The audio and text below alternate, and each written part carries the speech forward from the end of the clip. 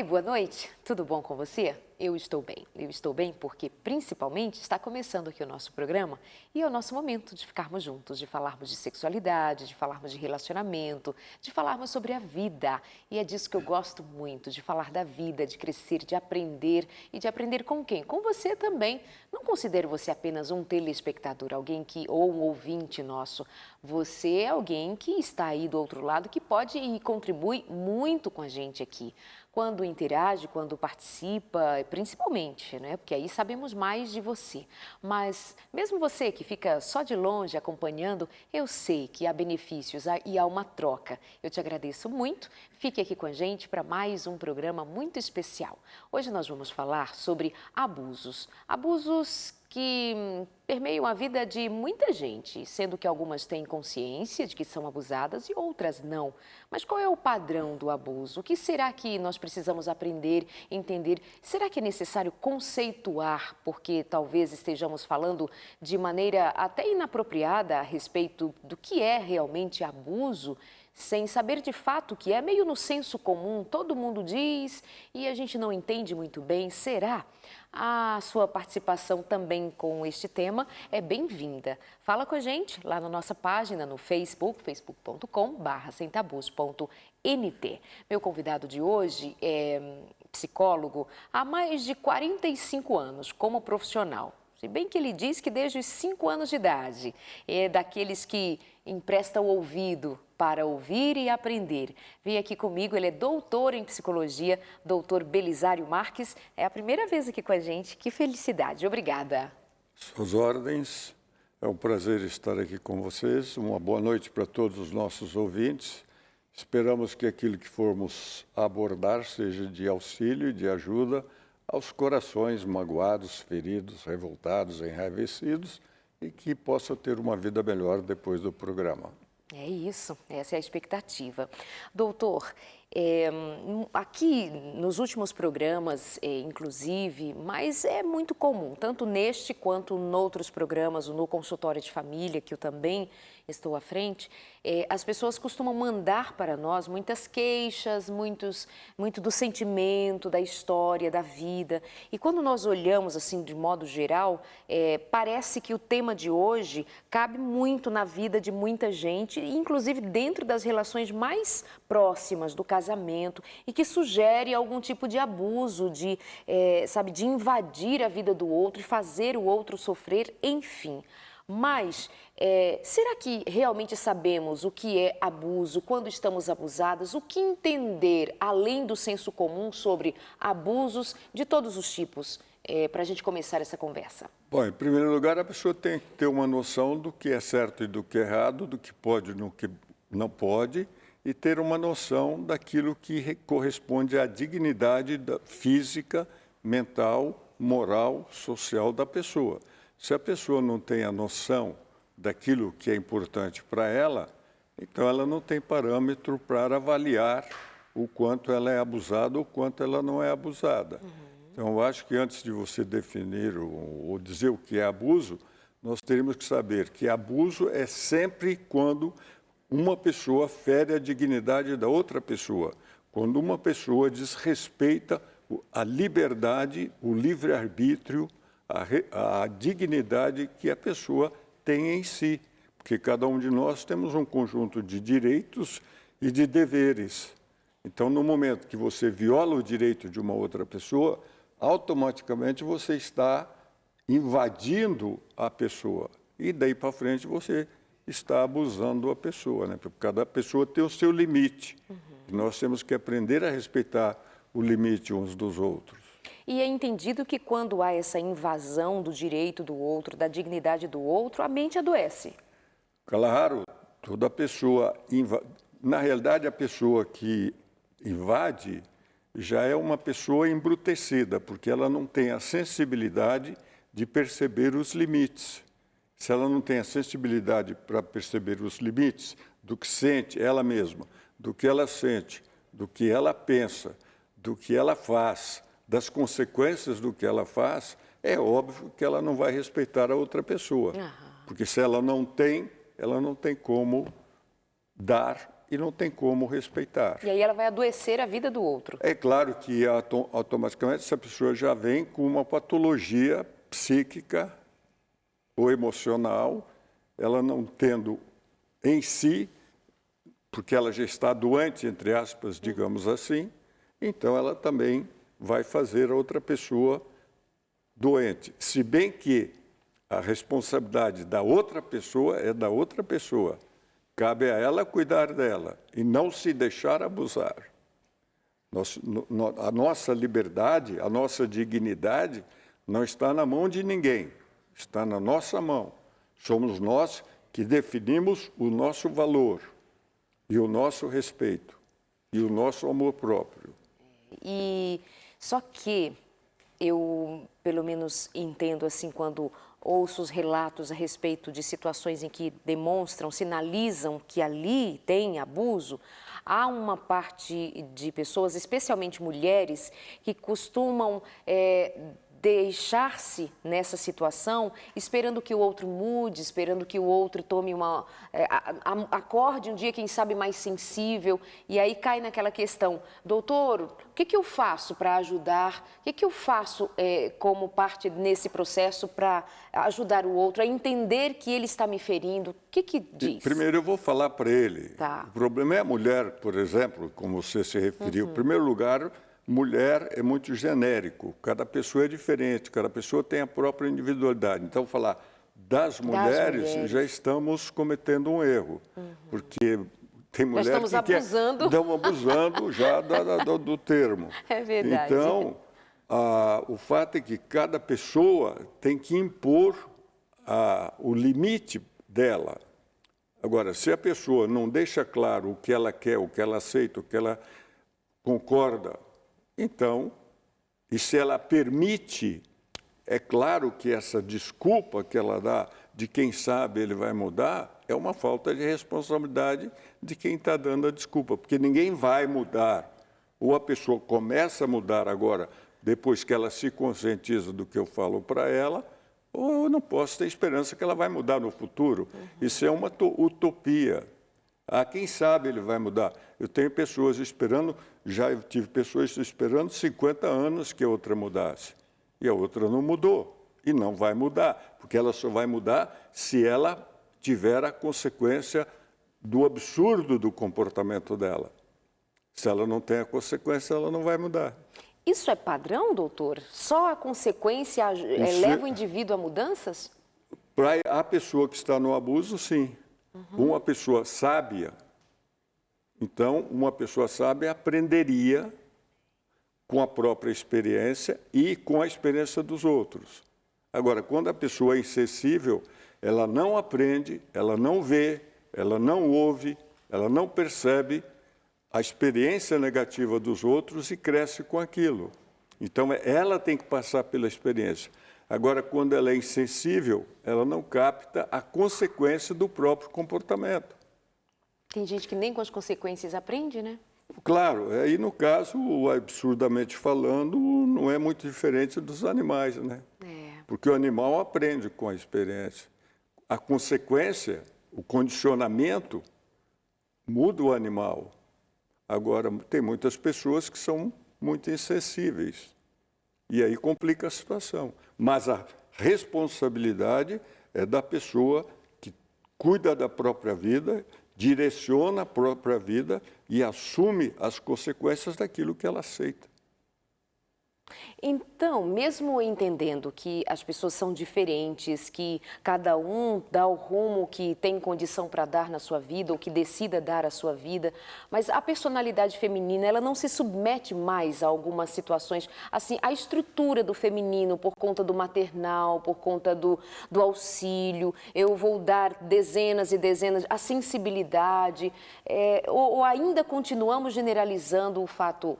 Olha, em primeiro lugar, veja, a pessoa, né, essa preocupação com o doar da mulher é muito subjetivo. Porque, por exemplo, ela se doa em função do quê? Do egoísmo dela, do comodismo dela, do quê? Porque, na realidade... Ela quer algum retorno. Ela quer um retorno.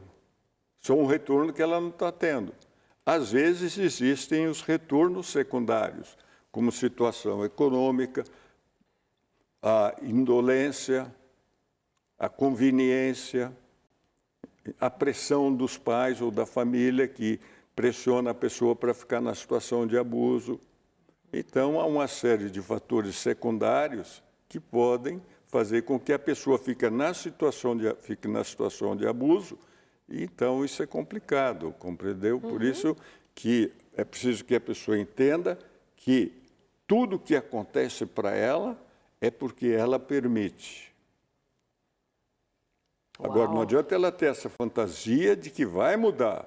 Isso não muda. E a mulher realmente tem essa pretensão de que o amor dela, a afetividade dela, o carinho dela, a submissão dela, a aceitação de tudo quanto é abuso, vai mudar o marido e ele vai compreendê-la quão maravilhosa ela é.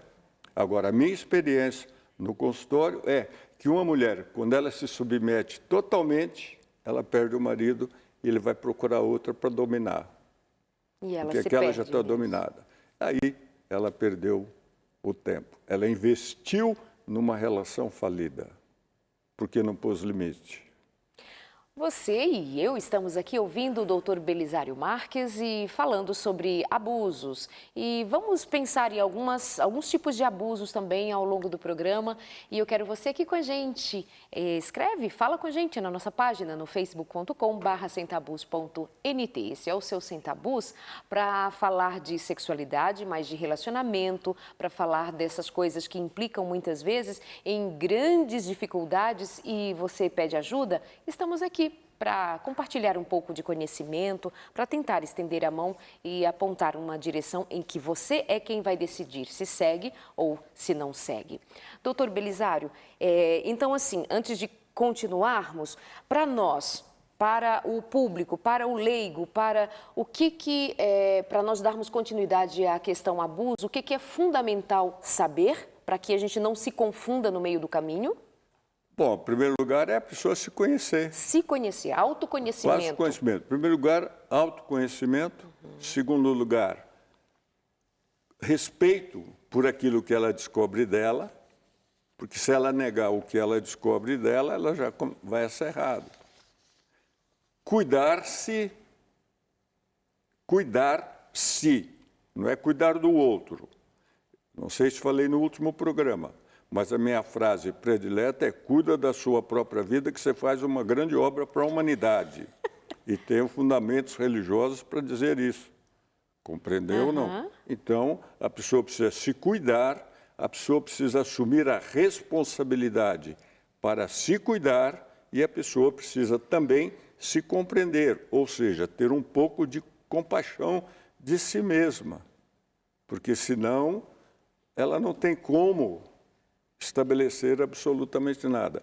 Para mim, a regra básica é essa, para daí para frente. Agora, uma pessoa nessas condições, ela tem que ter, em primeiro lugar, condição de se cuidar. Por isso, quando a pessoa fica desesperada para casar logo aí 19, 20, 21 anos de idade, sem estar preparada profissionalmente, é óbvio que ela já se predispõe a uma barreira pela frente. Ou então, quando ela engravida previamente, ela também já se predispõe a uma série de consequências negativas. Então, a pessoa tem que ter, primeiro, condição de cuidar-se independente do marido. Porque hoje, ontem mesmo, uma pessoa conversando comigo falou assim: agora, aliás, foi minha própria esposa, nós estamos conversando sobre algumas coisas, ela falou: agora realmente casamento não é mais emprego. E eu gostei da frase, prometi para ela que vou escrever um artigo sobre isso. Casamento não é mais emprego. Exatamente. Então, deu para entender, porque se é emprego, aí se submete ao abuso, né? Então, vamos pegar esse gancho, casamento e abuso, dentro de uma relação conjugal, por causa da proximidade, por causa de duas pessoas que deixaram mundos e foram fazer o seu, onde também há uma presença do sentido de eu sou teu, você é minha. e há uma combinação de fatores que podem favorecer uma situação muito dolorosa se nesta relação não há limites.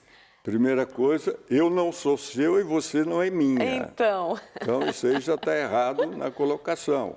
Eu sou eu, você é você, e nós nos unimos na vida para construirmos uma vida juntos. Uhum. Então, a primeira coisa é a pessoa ter essa noção dessa separação de fusão. Não é uma fusão, é uma união. União em que os dois estão fundados nas suas próprias raízes, mas escolhe estabelecer a relação. Então, aí a coisa muda de figura logo de início. Os pilares ficam firmados no seu devido lugar, exato, nos seus devidos lugares. Porque quando eu sou seu, você é meu, eu passo a ser propriedade. E eu não sou propriedade de ninguém.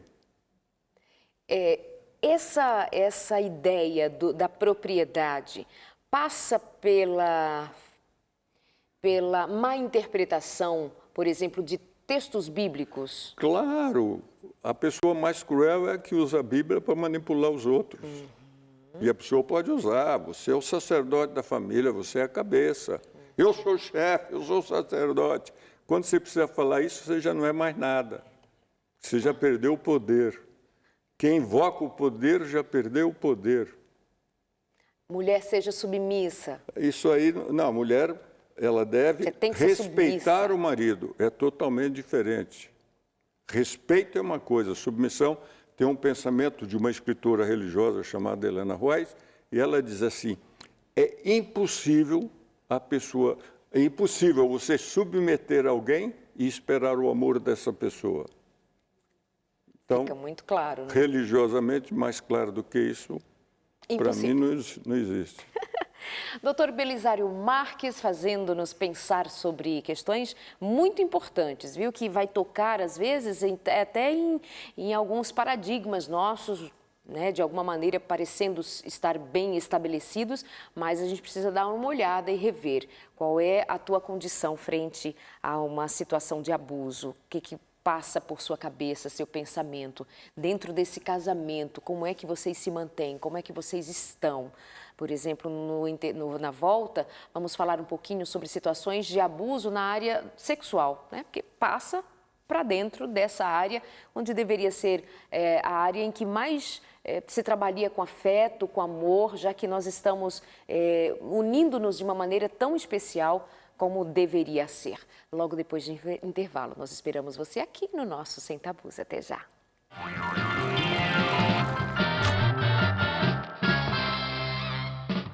Estamos de volta aqui no Sem Tabus. Meu convidado de hoje é doutor em psicologia, mais de 45 anos de prática clínica como palestrante, e é simplesmente um privilégio recebê-lo aqui, como também é um privilégio ter você na nossa companhia. Muito obrigada, você que nos acompanha sempre pela TV, pelo rádio, pela internet, onde estivermos chegando, queremos chegar perto de você com muito carinho, com muito respeito, dando valor à tua história, querendo ouvir o seu coração. Conversa com a gente na nossa página ou nas nossas redes sociais.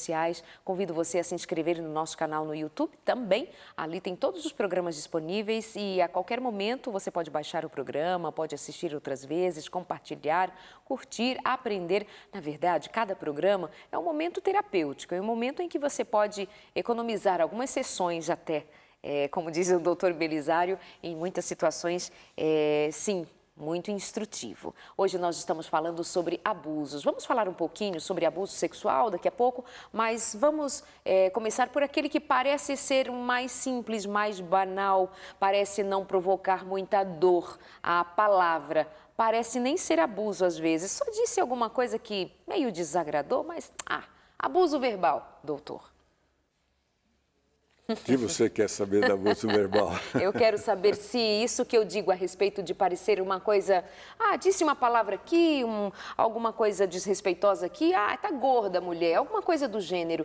Se ofendeu, se machucou o outro, como que eu entendo, como é que eu lido quando o outro diz palavras que me machucam?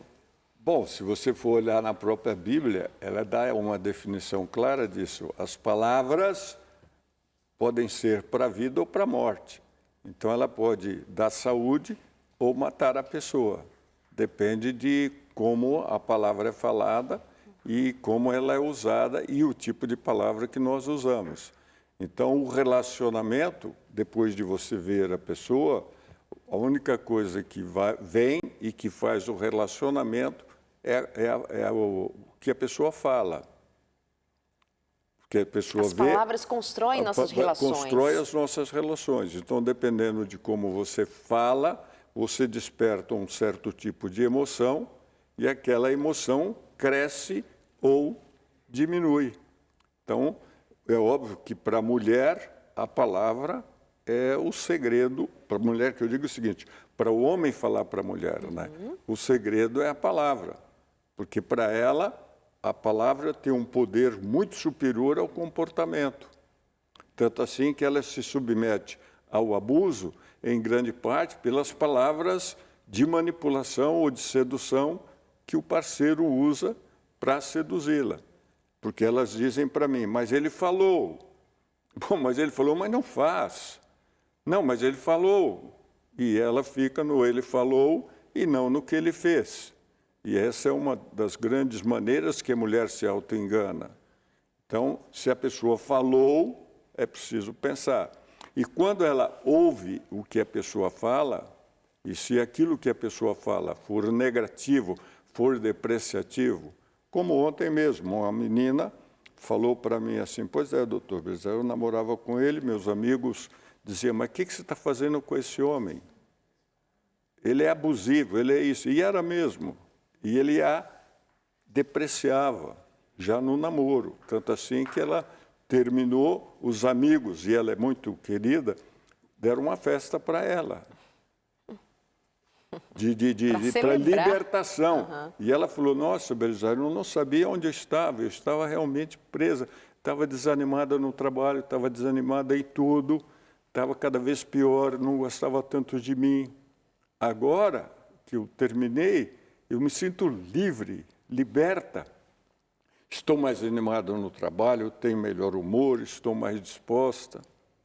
Quer dizer, então, se ela continuasse nessa situação, seria totalmente destruída. Então, o relacionamento íntimo de casamento ou de companheirismo, né, no namorido, sei lá como chamam, compreendeu? Então, isso pode construir a pessoa ou destruir a pessoa. Com as palavras que a pessoa usa. Especialmente com elas. Com as palavras. Então, o abuso verbal está na qualidade das palavras que você usa para se dirigir ao parceiro, contribuindo para o crescimento dele ou para a destruição dele, né? Doutor, então, o abusador, ele também tem a característica de ser sedutor? Para manter geralmente, a vítima? Claro. Todo abusador, ele é sedutor. E o problema do sedutor é que ele não usufrui o seduzido. Porque o prazer do sedutor é seduzir. Por isso que quando a pessoa não se submete à sedução, ele faz tudo até seduzir. Na hora que ele seduz, perde a graça. Isso pode ser tanto do homem como da mulher. Porque tem mulher também que faz tudo para o cara para seduzi-lo. Porque é um desafio. Mas aí, na hora que tem a pessoa, não interessa mais. Perde a graça. Não sei se dá para entender. Dá para entender, sim. Então, é isso aí. E isso acontece muito, dos dois lados. Há um jogo ali, um adoecimento. Só que o relacionamento não é jogo. O relacionamento é sério e é uma atividade de união para a vida que vai ter consequências. Interação, que quer dizer o quê? Relacionamento é interação, interagir, agir entre si. Então, a influência que cada um exerce sobre o outro para a vida, para o caráter, para o bem-estar, para o mal-estar. O que a mulher abusada verbalmente faz? Ela foge do marido. Aí ela vai para o filho. Buscar o afeto, vai no filho. Então, ela, em vez de ir para o fazer tudo para ir conversar com o marido, ela faz tudo para ficar com a criança. Só que a criança capta isso sensorialmente. E aí você compreende, não? E ela começa cada vez mais a gastar tempo com a criança em vez de conversar com o marido. Aí quando ela vem para o marido, ele só quer sexo. Aí ela foge mais ainda. E aí começa o processo complicado. Então tudo começa com a palavra. Mas, doutor, como é que uma pessoa que já está numa situação, que eu sei que o senhor vai me corrigir, de usar a palavra vítima, uma condição de vítima, como é que ela vai conversar com alguém que tem esse poder sedutor e esse poder sobre ela, de domínio? Como que se conversa? Aberta, franca e honestamente. Objetiva, concreta, franca e diretamente. Vai e fala para ela, olha, a situação, para ele ou para ela, a situação é essa, essa e essa, a partir de agora eu não aceito mais isso. Só que ela tem que cumprir o que fala. Opa! Ué, óbvio. Palavra tem que ser cumprida. Saiu da boca, cumpra. Ou com o filho, ou com o marido, ou com a mulher, ou seja lá quem for. Porque senão você perde o valor. O que você fala, você tem que fazer. Aliás, tem um pensamento em Provérbios que diz assim, na multiplicação das palavras há tolice. Quanto mais você fala, repete, mais tolo você se torna. Isso é o Salomão que falou. Se Salomão falou que é o homem mais sábio, né? Foi o homem mais sábio. Se bem que às vezes ele caiu numas faltas de sabedoria, né? Não, ele também era humano, né? Fez muita bobagem. Por isso ele ficou deprimido no fim da vida.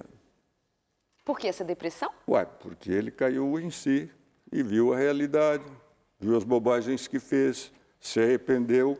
Aí ele ficou com raiva dele, teve sentimento de culpa, ficou muito triste. E aí que é a condição. E aí foi o fim. A alimentação da depressão.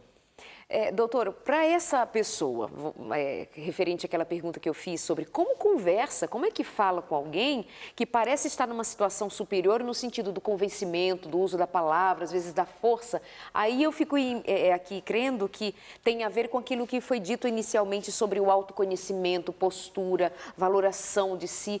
Se não tem isso, doutor, não consegue. Pois é, mas aí é que está. A pessoa precisa entender que ninguém é superior a ninguém. Nós só somos diferentes em qualidades, em dons, em aptidões, em recursos. Mas ninguém é diferente. Todos nós temos os mesmos problemas. Comemos, bebemos, vamos ao banheiro, dormimos, cansamos, temos tristezas. Ninguém é melhor do que ninguém. Isso é questão de comparação, quem é melhor, isso é perda de tempo. E se ela tem medo? Se ela que eu digo, então, essa pessoa tem medo da outra? Ela vai procurar ajuda para perder o medo. É claro que tenho medo. É claro que toda decisão que eu tomo, eu tenho medo. A decisão de sair de São Paulo, lá do lado de lá de São Paulo, para chegar aqui, é claro que eu tenho que tomar uma decisão. E me dá medo. Tenho que sair muito cedo, está escuro. Por onde eu vou passar? Eu vou passar aí no meio de 2 favelas. É óbvio que eu vou ter medo. Isso é real. Toda escolha implica em perda. Eu vou perder alguma coisa. Tive que levantar cedo, tive que vir correndo. Quer dizer, eu estava perdendo de continuar dormindo, tranquilo, e etc, etc, etc. Deu para entender? Então, eu ganho alguma coisa para perder outras. Por isso que eu preciso saber fazer a escolha. Porque ao eu fazer a escolha, eu cresço quando eu faço a escolha que satisfaz aquilo que eu me proponho. Agora, quando eu faço a escolha errada, eu preciso corrigir. Então, veja, não é uma questão de vitimização. Eu não posso me vitimizar. É claro que se eu me vitimizo, principalmente em muitas igrejas, religiosos, em qualquer tipo de igreja, eles se vitimizam na busca de apoio social. E por isso a gente não pode alimentar a vitimização da pessoa, porque aí, em vez de você estar ajudando, você está prejudicando. Tudo que acontece é porque você permite. Infelizmente. Essa frase é assim de fazer isso que eu fiz. Você para um pouquinho e guarda. Porque isso me tira do lugar de coitadinho, de ser, né, o massacrado, a massacrada, abusado, o abusado, me traz para um patamar de responsabilidade. Mas Pela isso é um minha vida. processo também de muita honestidade que pode produzir dor, não é, doutor? De reconhecer a minha Claro, participação. claro, eu vou reconhecer minha limitação, minha inferioridade, minhas carências, mas é a única maneira que eu tenho para crescer.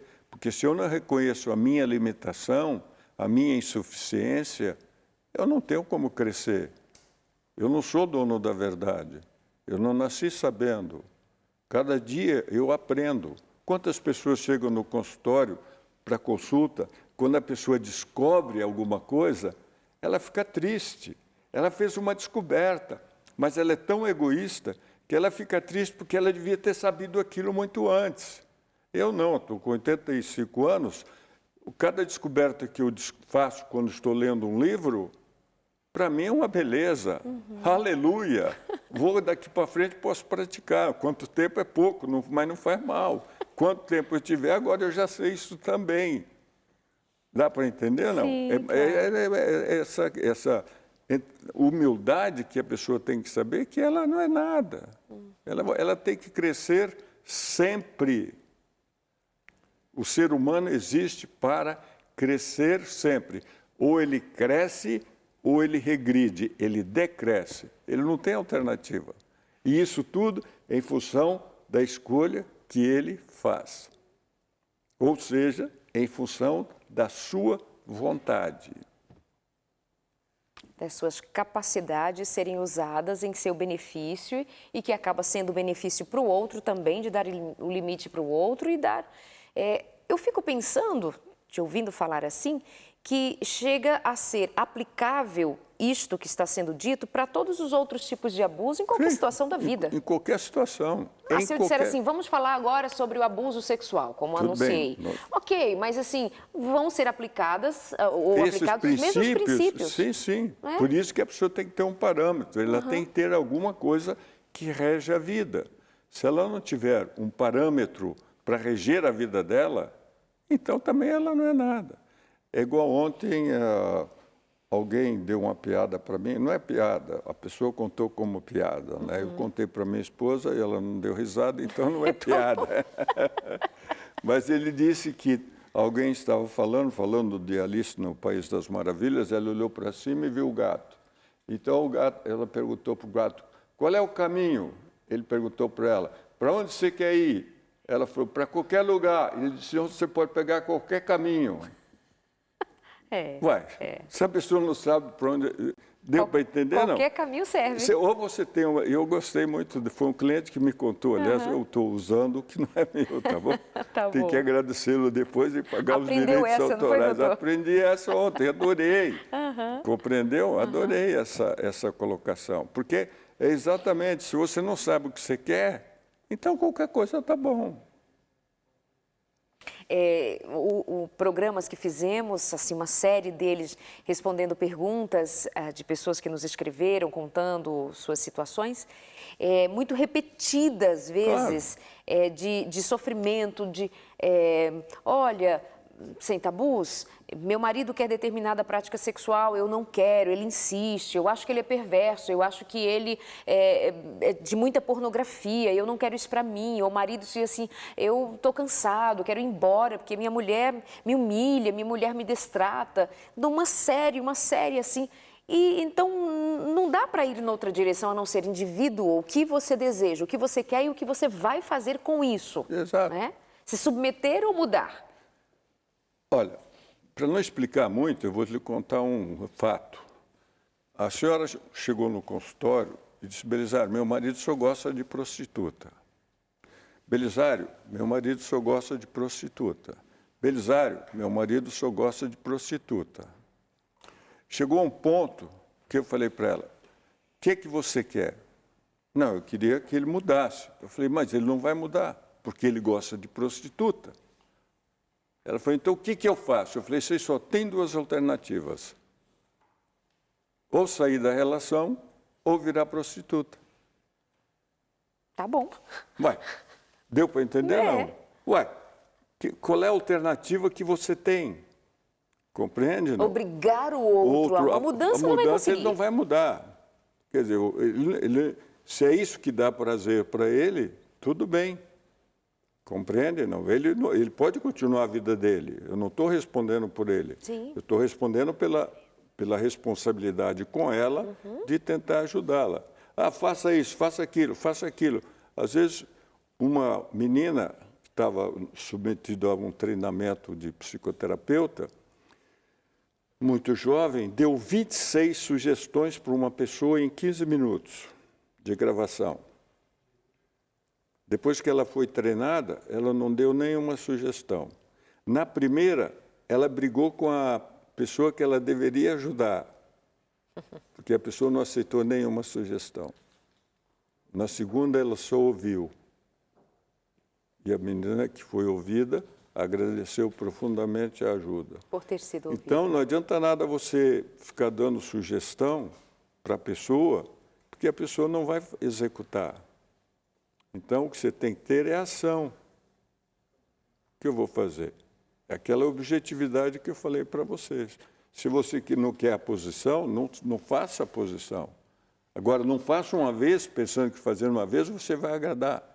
Porque se você pode fazer uma vez, você pode fazer duas, pode fazer três, pode fazer quatro, pode fazer cinco. Como é que você vai mudar depois que você já quebrou o princípio? Ou é um princípio ou não é. Isso vale para tudo, em todas as dimensões, da posição, de tudo. Qualquer coisa. Teve uma moça que dizia assim, ele está me pressionando tanto que eu estou quase cedendo. Uai. Cedeu. Acabou. Uai, pronto, tudo bem, ótimo. Aí, se ela cedeu, pode ser que na hora ela fique contente, mas logo depois ela vai ficar triste. Aí depois ela vai se desvalorizar, daí ela vai perder a autoestima, aí ela vai enfraquecer. E aí ela vai ficar doente, porque ela vai repetir o ciclo, porque ela já enfraqueceu, ela não vai resistir mais. Aí é que ela vai se vitimizando. E aí, como ela vai se vitimizando, aí ela vai ficar doente ou se viciar. Quero entender ainda mais sobre isso, depois de intervalo. Ou fica doente ou fica viciado. Tudo tem a ver com quebrar ou não quebrar um princípio, tomar ou não tomar uma decisão. É daqui a pouquinho, até já.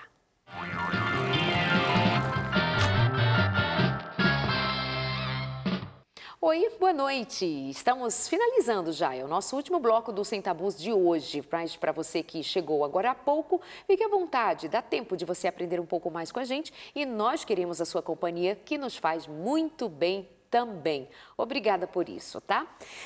Nosso convidado, doutor em psicologia e de uma experiência vasta, incrível, a maneira de comunicar, de dizer para nós a respeito de questões que são do dia a dia de muitos de nós, hoje especialmente abusos. E antes de falar do abuso, do que vem de fora, do abusador, do que o outro faz, do que o outro produz em mim, nós estamos dando prioridade a falar sobre como daremos resposta, quais são as decisões, quais são os caminhos, quais são as tomadas de atitude que nós podemos tomar para então tratar dessa situação de modo mais efetivo. Senão ficamos patinando, né? Sim. No tema, na situação. Doutor, uma questão trazida por uma ouvinte. Eu vivo num relacionamento de 5 anos com um tipo de violência que me deixa muito marcada e sofro muito com isso. Até não sei como lidar. E ela até o final, ela vai dizer de que se trata esse abuso.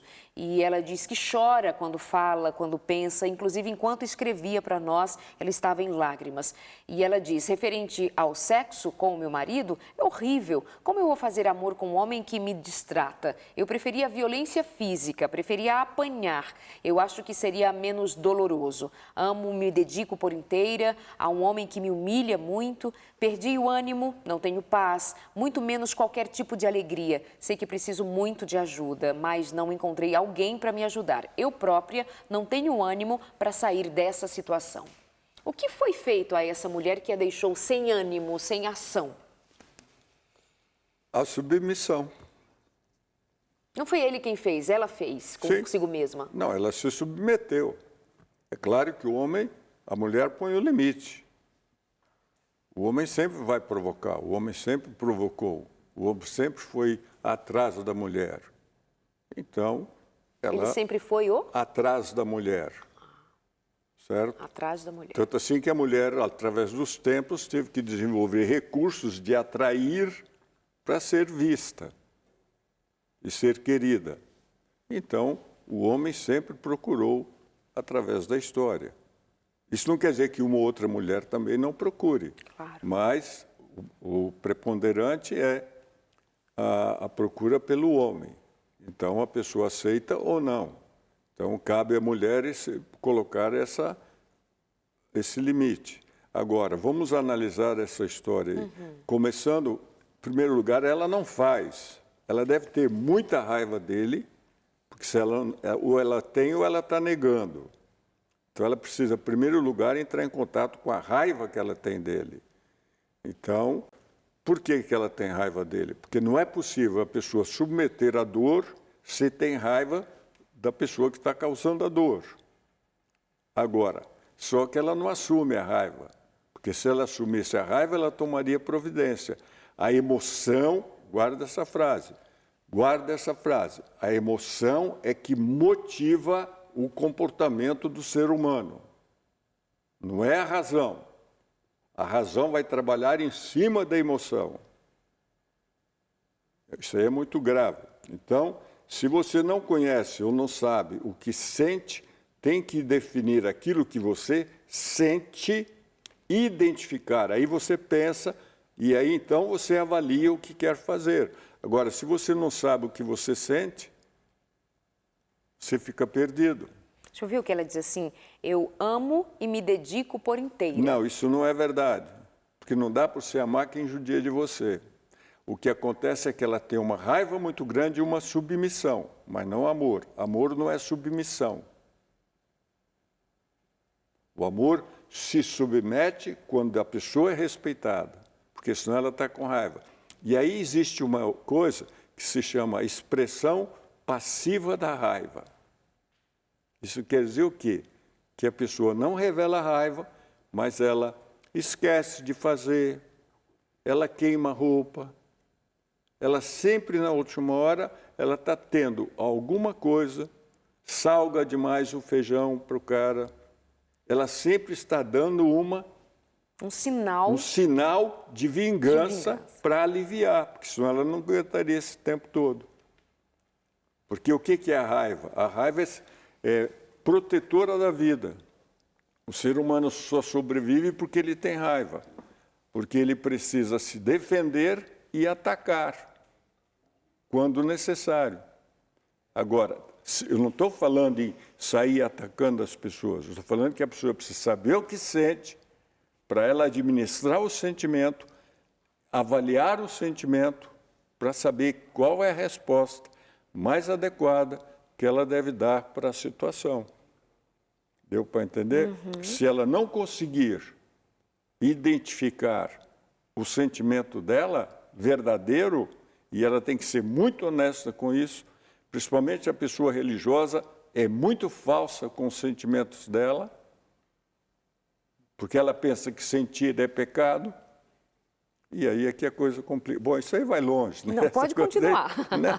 Continue. A pessoa religiosa pensa que ter raiva é pecado. Não é pecado. O sentimento não é pecado.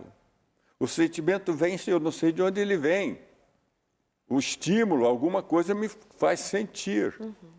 Eu não tenho opção de não sentir. Agora, a minha opção... Bom, deixa eu te dar o processo perfeito, Vamos tá lá. bom? Eu não tenho alternativa. Eu sinto, querendo ou não. Por isso que é o motivo, a motivação. E é o motivo, religiosamente, que salva. É aquilo que está lá no íntimo da pessoa. Então, eu sinto. Aí eu identifico o sentimento com o pensamento. Aí eu sinto, penso, aí eu avalio o que eu quero fazer ou não com o sentimento.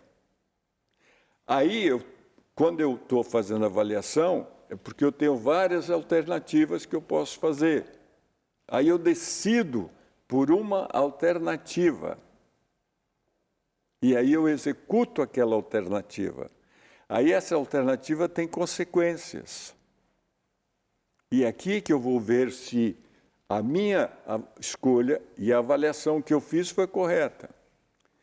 Muitas pessoas partem do sentimento para a ação. Está totalmente errado. É o impulsivo, é o insensível. Sentiu, fez. Agora, uma pessoa racional, então ela vai pensar, vai avaliar, vai escolher. Na hora que ela escolhe, aqui é que ela peca. Quer ela execute o fato ou não. Se ela executar o fato, aí é onde vem o dolo ou não dolo, né? Compreendeu? Não tem como. Então, se a pessoa nega o sentimento, ela não tem como ter motivação para nada. Por isso que ela não sai da situação. Ela não tem motivação suficiente porque ela não está levando em consideração aquilo que ela sente.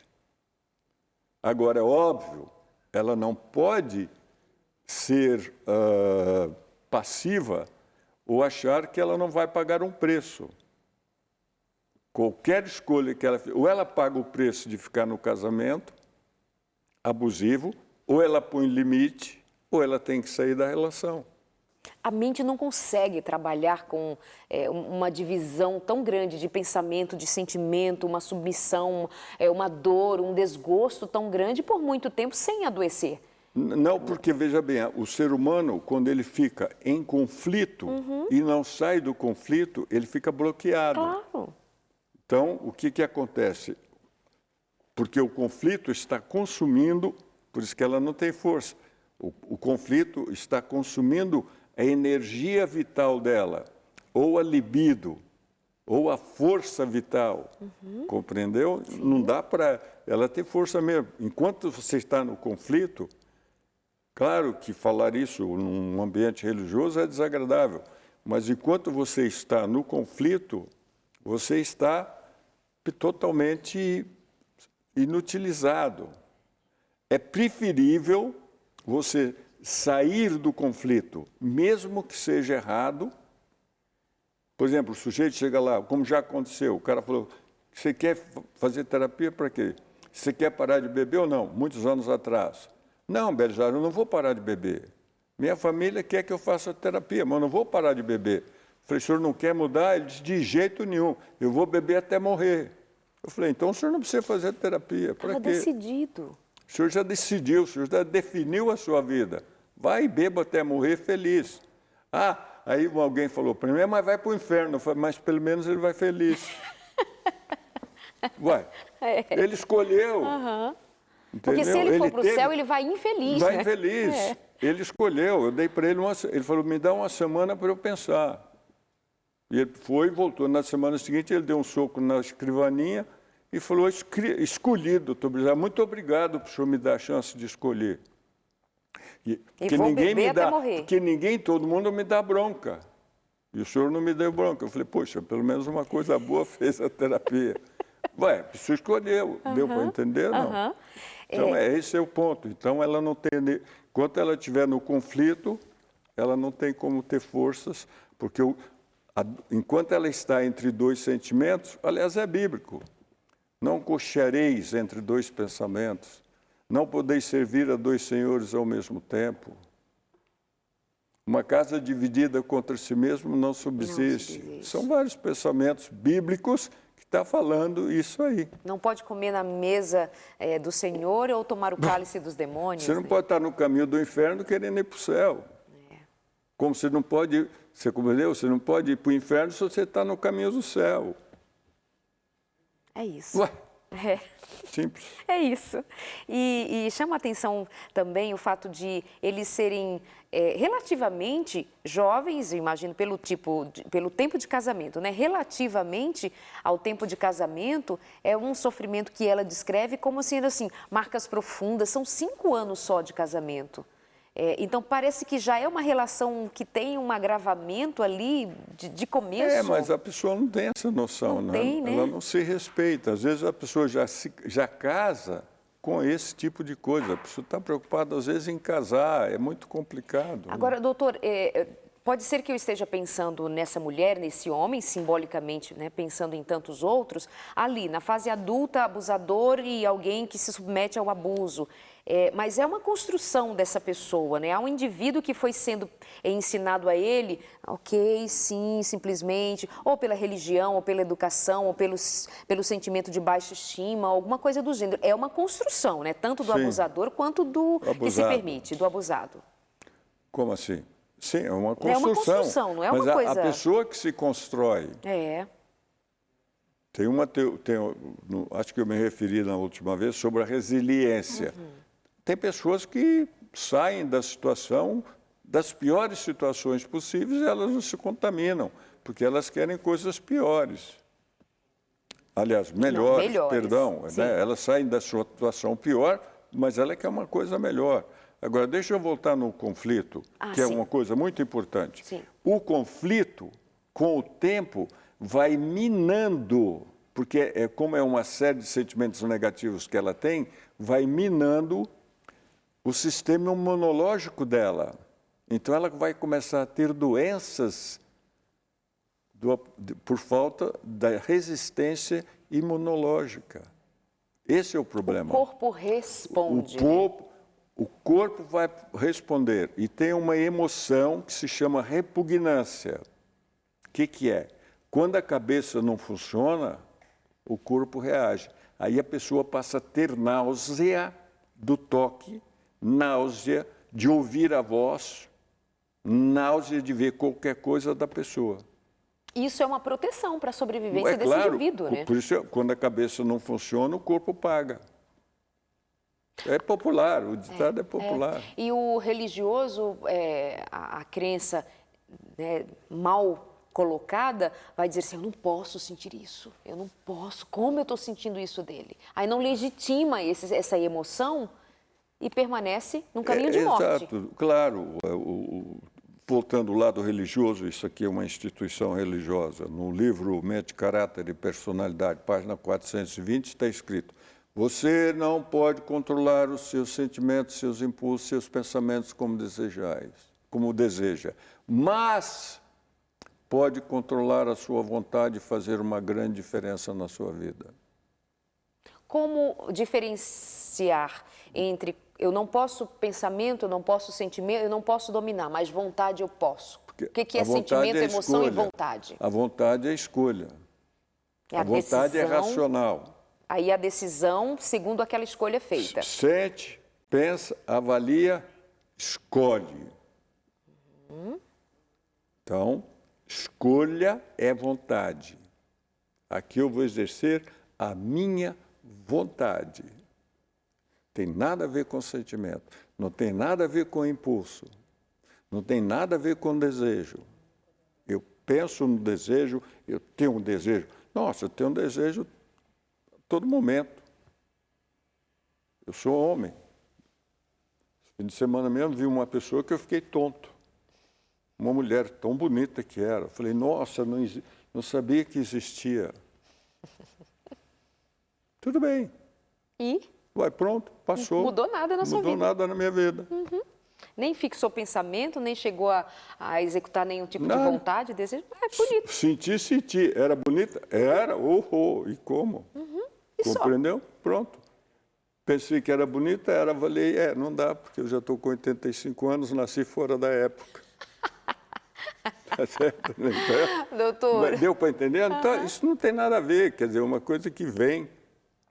Isso é normal. Normal. Mas vamos fazer assim? Voltamos no outro programa para continuar? Você que manda. Voltaremos no próximo Sem Tabus ainda com o Dr. Belisário Marques. E eu convido você a ficar com a gente sempre. Obrigada pelo carinho e até o próximo.